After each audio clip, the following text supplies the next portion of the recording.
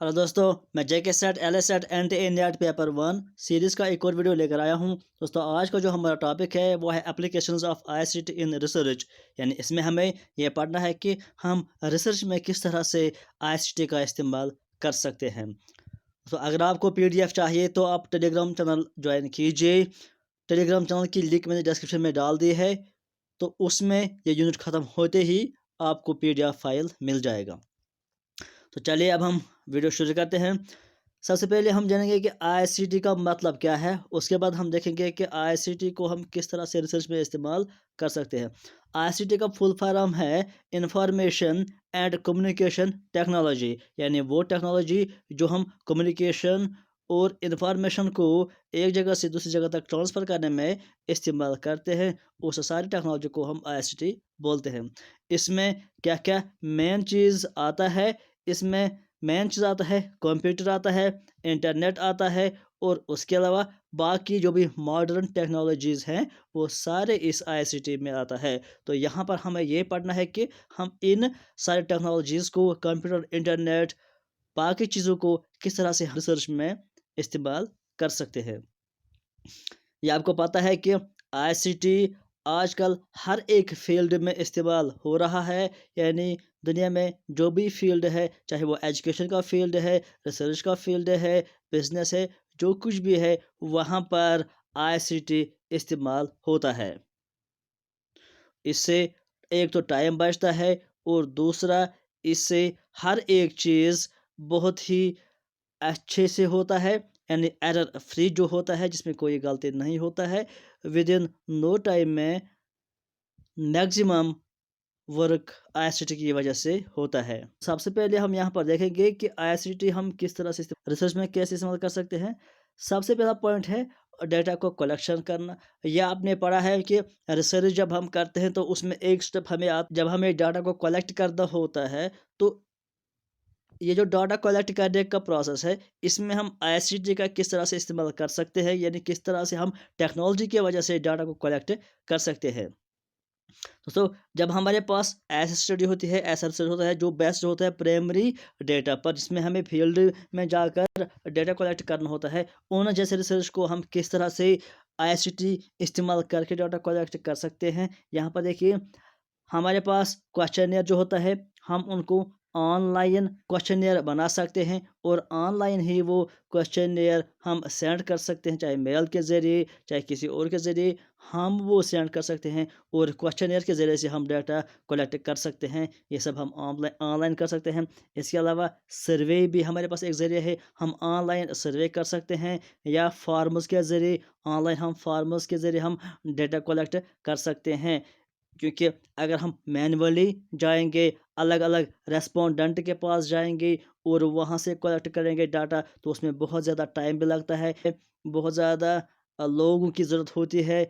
लेकिन जब हम ऑनलाइन करते हैं तो एक क्लिक से हम न जाने कितने बंदों तक क्वेश्चनियर पहुंचा सकते हैं, और एक ही क्लिक में वो क्वेश्चनियर हम वापस कलेक्ट कर सकते हैं। तो इससे एक तो टाइम भी बचता है, और दूसरा डेटा भी एक्यूरेट आता है।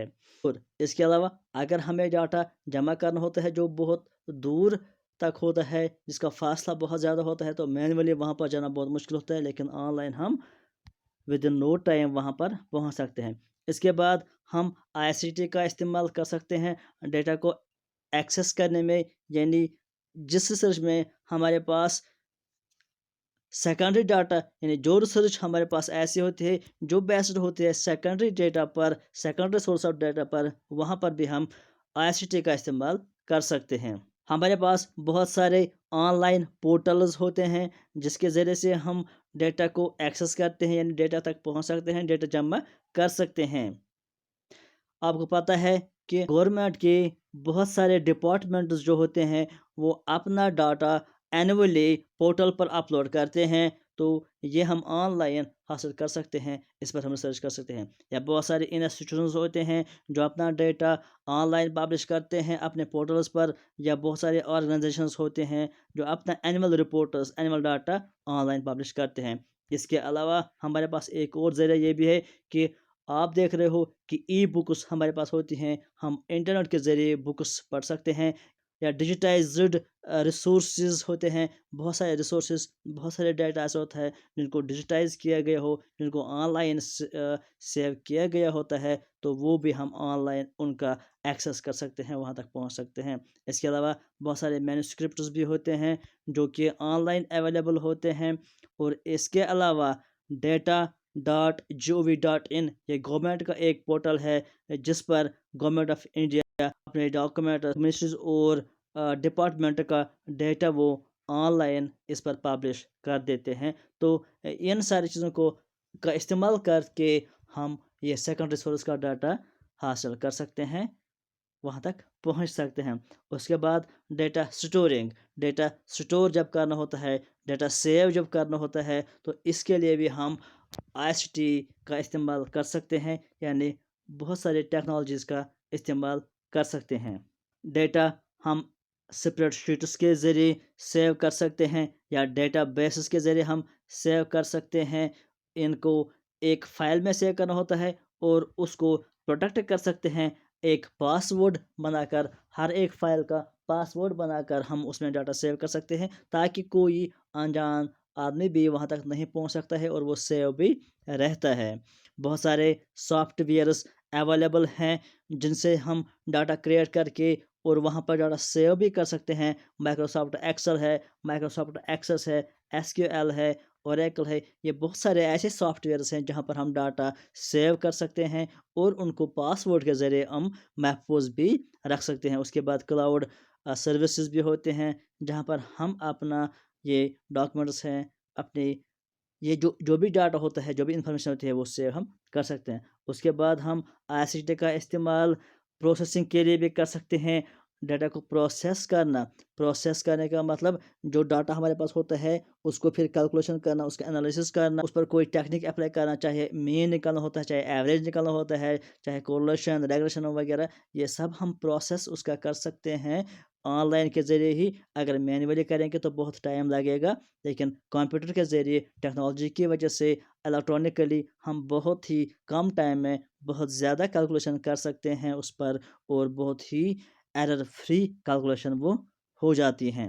اگر ہمیں پاس ایوریج کرنا ہو، ratio, proportion, standard deviation, correlation, یہ ساری چیزیں، ان سارے کے لیے اب سارے پروگرامز آتے ہیں، وہ پروگرامز کمپیوٹر میں ہم استعمال کر کے یہ ساری چیزیں ہم کر سکتے ہیں۔ اس کے بعد انٹرپریٹنگ آف ڈاٹا، یعنی کیلکولیشن انالیسس کرنے کے بعد ڈیٹا کو انٹرپریٹ کرنا ہوتا ہے۔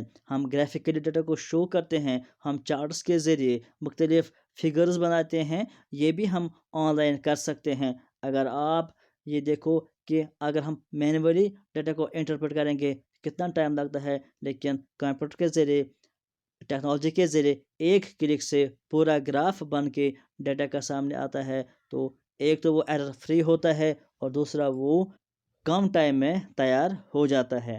اس میں ٹیبلز ہم بنا سکتے ہیں، گرافز، چارٹس وغیرہ، یہ سب ہم بنا سکتے ہیں، جس کی وجہ سے ڈاٹا پریزنٹیبل بہت اچھا ہوتا ہے اور اٹریکٹیو بھی بن جاتا ہے۔ اس کے علاوہ ہم کمپیریزن کر سکتے ہیں آن لائن کے ذریعے، مختلف پروگرامز استعمال کر کے، مختلف ٹیکنالوجی استعمال کر کے ہم ڈاٹا کو کمپیئر بھی کر سکتے ہیں۔ کمپیئر کرنے میں بھی ہمیں آسانی ملتی ہے جب ہم ٹیکنالوجی کا استعمال کر لیتے ہیں۔ اس کے بعد کمیونیکیٹنگ جب کرنا ہوتا ہے، جب ڈاٹا کلیکٹ بھی کیا، انالائز بھی کیا، انٹرپریٹ بھی کیا، اب کمیونیکیٹ کرنا ہے، اس کو کسی اور جگہ تک پہنچانا ہے یا پبلش کرنا ہے، تو اس کے لیے بھی ہم ٹیکنالوجی کا استعمال کر کے بہت ہی اچھے سے اور بہت ہی کم ٹائم میں یہ سب کچھ ہم کر سکتے ہیں۔ جو بھی ریسرچ ہم کرتے ہیں اس کو ہم جرنل میں پبلش کر سکتے ہیں یا میگزینز میں پبلش کر سکتے ہیں، اور بہت سارے لوگوں تک یہ پہنچ سکتا ہے۔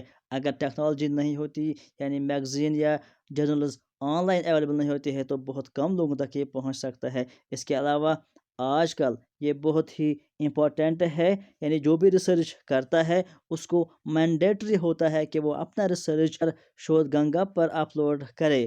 ہر ایک ریسرچ فیلو کو اپنا ریسرچ شودھ گنگا پر اپلوڈ کرنا ہوتا ہے۔ اس سے بہت سارے فائدے ملتے ہیں۔ ایک تو فائدہ اس سے یہ ہے کہ بہت سارے لوگوں تک یہ پہنچتا ہے اور وہ اس ریسرچ کو پڑھ کر اس سے فائدہ اٹھا سکتے ہیں۔ دوسرا فائدہ اس سے یہ بھی ہے کہ یہ ریویو کے لیے اویلیبل رہتا ہے۔ اس کے بعد کوئی اور جب آتا ہے ریسرچ کرنے کے لیے تو وہ اس ریسرچ کو as a review of literature پڑھ کر اس سے بھی بہت سارے فائدے اٹھا سکتا ہے۔ تو یہ بھی ممکن ہوا ہے جب ہم نے ٹیکنالوجی کا استعمال کیا ہے اس ریسرچ پر، تو یہ ساری چیزیں ممکن ہو گئی ہیں ٹیکنالوجی کا استعمال کر کے ریسرچ پر۔ تو یہ تھا تھوڑا سا about use of I C T in research. اس کے بعد جو ہمارا نیکسٹ ٹاپک ہے وہ ہے ریسرچ ایتھکس، وہ امپورٹنٹ ٹاپک ہے اور وہ اس یونٹ کا لاسٹ ٹاپک رہے گا۔ آج کے لیے فی الحال اتنا ہی، تھینک یو۔